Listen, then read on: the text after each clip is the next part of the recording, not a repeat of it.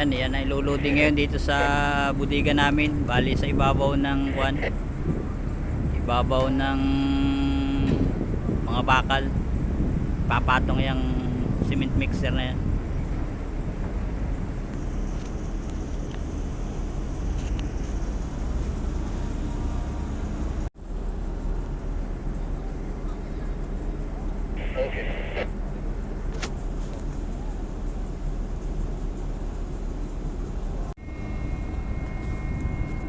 Yan o, dahan-dahan silang mag-drive kasi pag nasagi ito, di magkakaroon ng damage.